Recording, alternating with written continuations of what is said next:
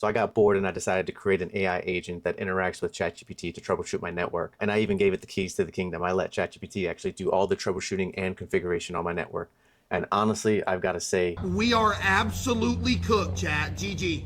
it had me scared, impressed, and excited about where AI is going. And a little word, I ain't gonna lie to you. Are we cooked as network engineers and tech workers now that AI has evolved to where it is today? I did a few tests that I'm gonna show you guys, and I'll let you guys determine that yourselves. Let's see how ChatGPT did when I let it do my job for the day. Welcome back to Tech Logic Lounge. For this project, I wanted to see how close I could get to actually building an AI network troubleshooting agent using equipment and software that most people can realistically get their hands on today without spending a lot of money or any at all. But before we get into that, I've just gotta say, the tipping culture is getting insane. Have you guys seen the news where Shake Shack is automatically updating their prices if you decide not to tip? I wish a motherfucker would. I cannot stand how we go to places like Chipotle and things where you literally just sit there and order your meal. They don't do anything for you whatsoever, and then they turn the little machine around asking for a tip.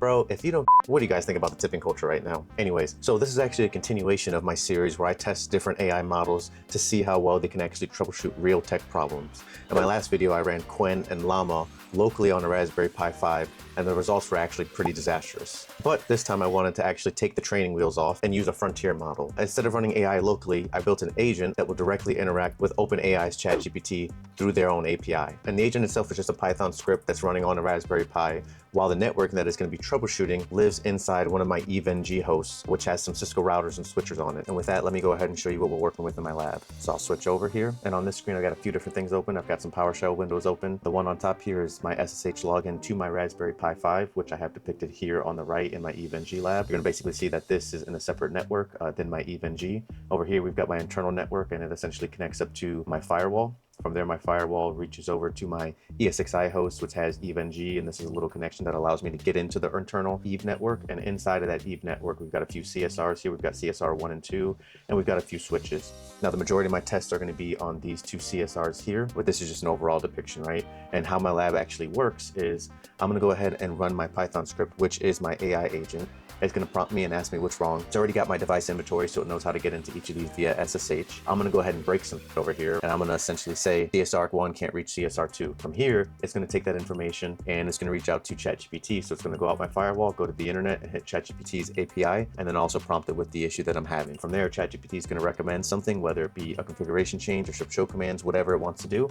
It's going to send it back down to the Python agent, and my Python agent is going to use Netmiko to reach out and SSH into these devices. Now, I've got two versions of my script. The first version just asks ChatGPT what commands it recommends that I do to fix the problem, and it can run show command itself so it can get a diagnosis, but it won't actually implement those changes. My second variation, which I will be using as well, will actually allow ChatGPT to propose a configuration change. It'll send it down to the Pi agent over here, and the Pi agent will actually send those commands out and try to fix the lab. So let's go ahead and go into test one and see how it works. All right, for test one, I wanted to keep it very basic. So all I did was disable an interface between CSR 1 and 2, and I want ChatGPT to see if it can figure out why I can't connect between CSR 1 and 2.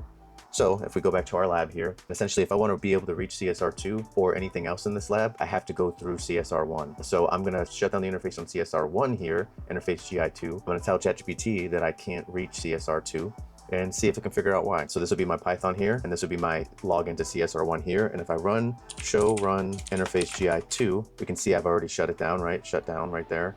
So theoretically, I shouldn't be able to reach CSR2. So I'll ping its GI2 interface, which is 10.222.12.2.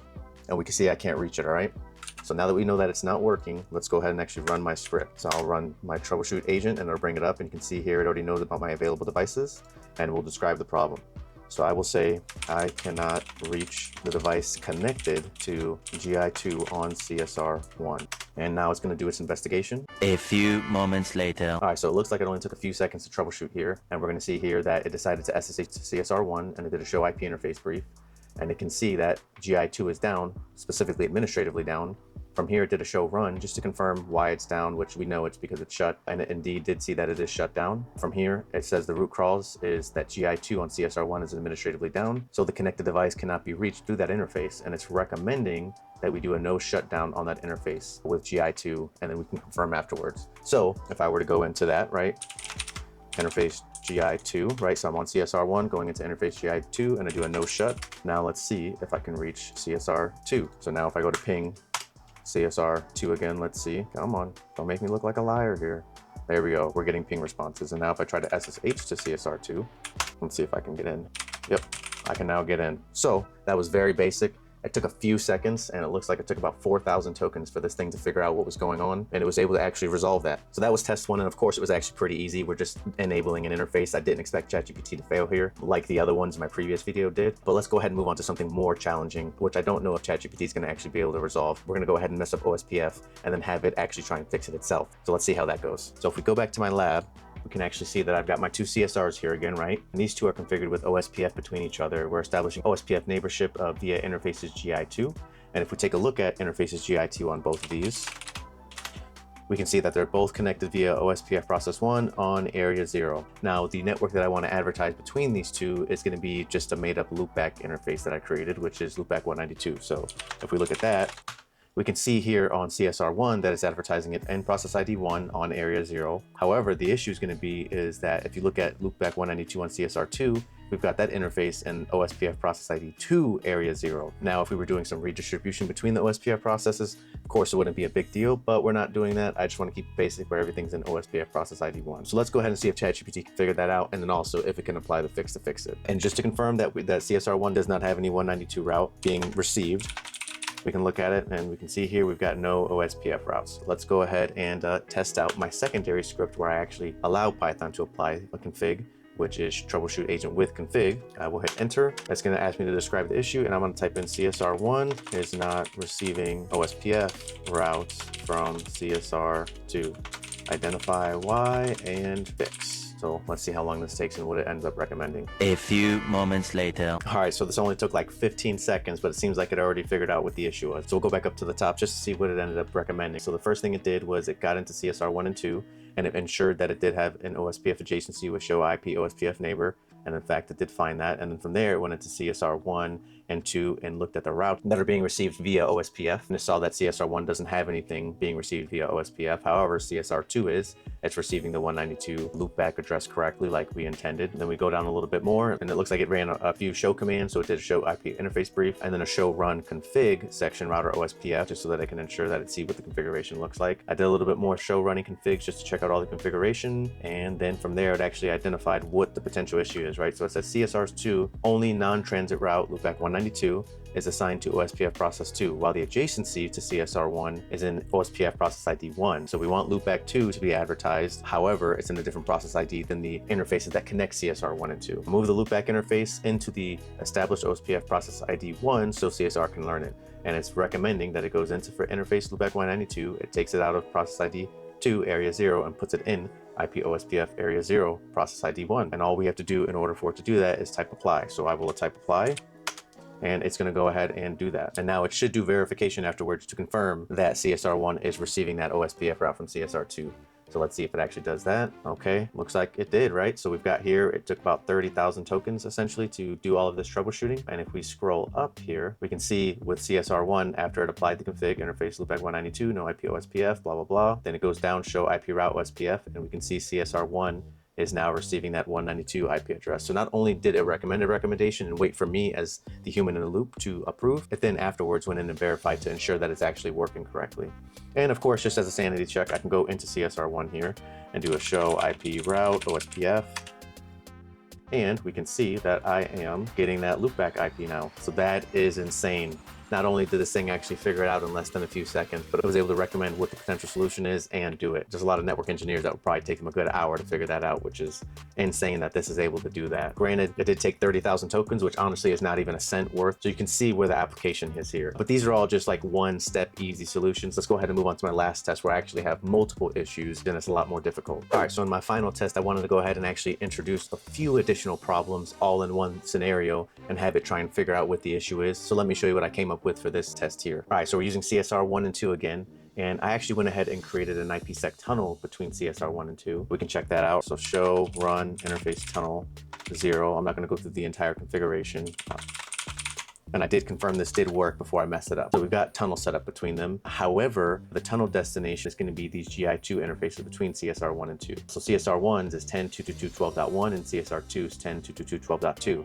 So that means CSR2 should have its tunnel destination set to CSR1's GI2 interface. However, if you look here, I mistyped it and put 10.222.12.3 instead of 10.222.12.1, so the IPsec tunnel isn't going to come up. Now, my main issue that I'm actually going to complain to ChatGPT about is the fact that I'm not actually getting BGP established between the two, and that's what my main focus is going to be. So I also configured BGP over the IPsec tunnel, and we can look at that. Show run section BGP, show run section P.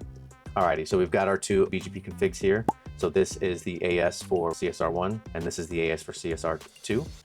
And we can see here the neighborships, they were set up correctly. I tested they worked, and then I went ahead and messed it up. For CSR1, when I put in the remote AS for CSR2, I messed it up and put 64523 instead of 64522, meaning if they're not going to create a neighborship. So not only are they not going to be able to create the neighborship because the tunnel's not up, which is what they use to establish a BGP neighborship, but after the tunnel comes up, if it does, they're not also going to be able to establish BGP because I messed up the config. So let's see if ChatGPT can fix this as well. And spoiler alert, this is going to get crazy. So we're going to go in here and run that same Python AI agent again. All right, so now all I'm going to tell this thing is that BGP will not form between CSR1 and CSR2. Identify why and fix. So I'm not even mentioning anything about the IPsec tunnel. Let's go ahead and see if it's able to identify what the issue is and fix it. A few moments later. All right, so I finally finished troubleshooting. I'd say this took about like 20 seconds. It went through about 14 steps is what it said here. So let's take a look at it, right? So it went into CSR1 and 2 and did a show IP BGP summary, and it could see that they were idle. They didn't establish a neighborship.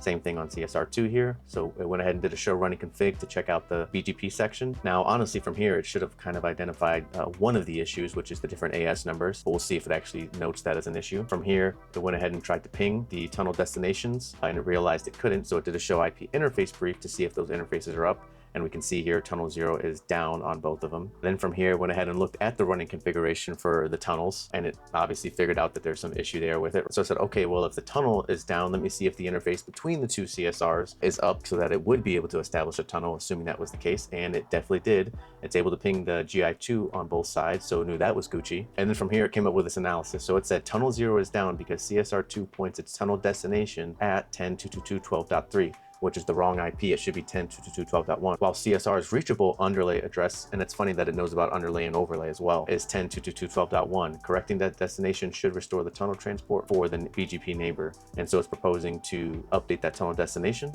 So we'll go ahead and type in apply, and it's going to go ahead and do that configuration for it. And then it should retest to make sure BGP is up. And at this point, it should realize that it's not, and then continue to troubleshoot. Now, I'm surprised that it didn't identify the BGP issue beforehand, but as we're talking, looks like it's already done here. So the next thing it comes up with is the tunnel is now operational and the neighbor is reachable, but CSR1 is configured for remote AS 64523, while CSR's 2 local AS is 64522. Changing CSR1's neighbor AS for 2 64522 for CSR1 should fix that BGP establishment. So it's recommending to go into the neighborship for the CSR2 and change the remote AS to 64522. Now it's doing a no beforehand. I would honestly just do the neighbor command, but it's okay. I mean, this technically should work. So it's asking for me to type apply so that it can do it. So I will, and allow it to do that. And now it's going to make those configs, and it should verify that the BGP neighborship is up afterwards. And we can see that it is already doing it. All right. So as we're speaking, didn't even have to finish talking. It was already done.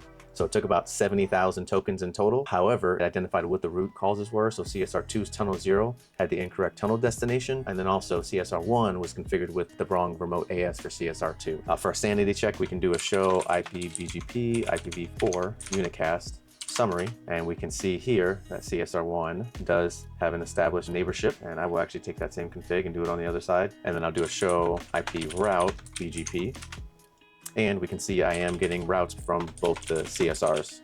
So that is insane. I mean, this test here shows that this thing is actually pretty smart. Not only did I not give every aspect of what was wrong with this, meaning that the tunnel was down, but all I did was tell it that BGP was down, and I had different issues on CSR1 and CSR2. Yet it was able to go through all of that and adjust all of the configuration and got it right in less than a few seconds. That would take a lot of engineers a lot longer to probably figure out than what this had. This literally had no background information and was able to do it in a few seconds. So that's insane. But that was my final test for now. So now that we've done this test, what does this all mean? Honestly, We are cooked. Yep, we are absolutely cooked, chat. GG.